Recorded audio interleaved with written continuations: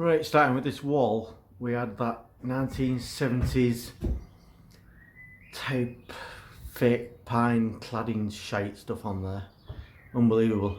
In this corner there was silicone breeze blocks built up to make a cavity wall, believe it or not, but there's not even a single tie. Oh, there's a sort of thing there, and one down there, and one there.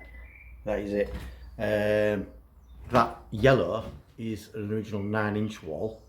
So I don't know how these people do these things. So anyway, 9-inch wall, that's built on top. Then that was extended, and then a breeze block wall put on the inside, Celcons, which literally, as we was breaking off the panelling, broke off. We've got a similar sort of thing here. Now if you look here, you'll see how it goes off skew. Now, a lot of the mortar has actually cracked, and I've cleaned some of the blocks off. This was funny here. So as you can see there's a window, and it never got blocked up. So there was a little pillar up there which wasn't adhered to anything, and there was a pillar there which wasn't tied into anything either. So these are just what I've cleaned up, which I'm going to reuse. This is the state at the bottom. It's terrible. Personally myself, I'd have knocked the whole thing down, started again. So this is the double joisted roof we're putting in, bolted together. We've got dog clamps, dog ties, whatever you want to call them there. What's going to happen is this roof is going to be a balcony if it's a walk on out of a bedroom, so we're strengthening it up. These are the old timbers, 6x2.5s. These are 8x2s doubled up, and we're going to be doing the same all the way along here. Above the window here, while I'm over here, there was actually no lintel there. It was just a Celcon from one side and a Celcon from the other side, and same over there. That's unbelievable. That lintel there, the old style catnick, you'll see that's from the door on the side of the building, which we're taking that door out, which is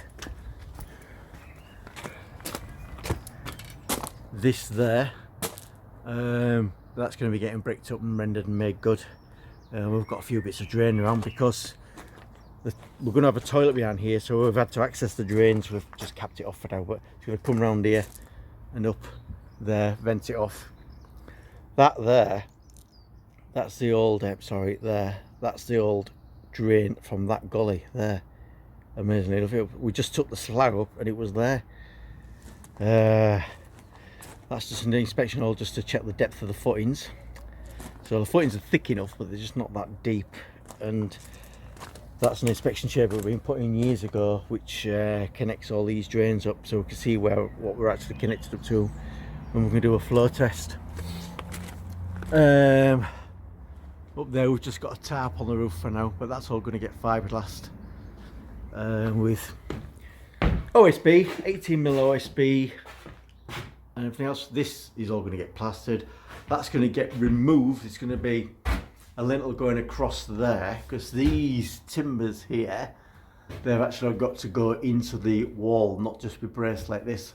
So when we double up, they're going to have something to sit on, because obviously in the old days you'll see you can just see a bit of a brick on edge there, and there's no lintel in there. So when this comes through, I mean, we uncovered this window. Whoever did this build, they left this window and the glass and everything in situ, and I've just noticed there's some bloody wires running down in that corner. So we'll see what the Sparky has to say about that. But just waiting on a delivery now. This is the state of the floor. This is actually, they've used boarding what you'd use in your loft.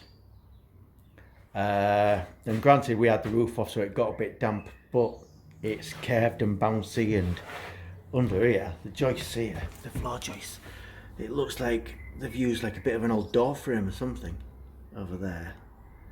And then they've got a cable, not that one there, there's another one tucked down here, which feeds the shed, which is only 2.5mm twin and earth, and there's no armour, there's no, because it runs out there under the path.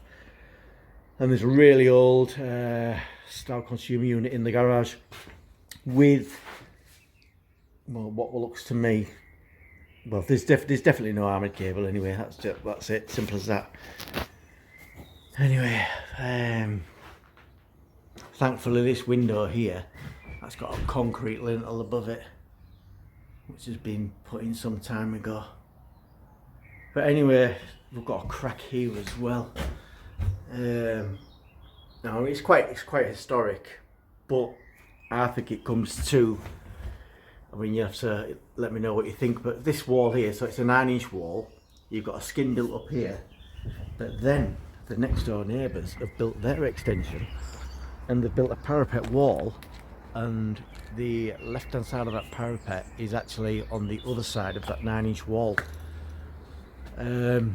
Now the guy did tell me he dug out and put his own footings in, blah blah blah, but if you put a 600mm footing in, you're going to be approximately 150mm away from the edge of that footing before you build anyway, with a 300mm wall, 100mm cavity obviously.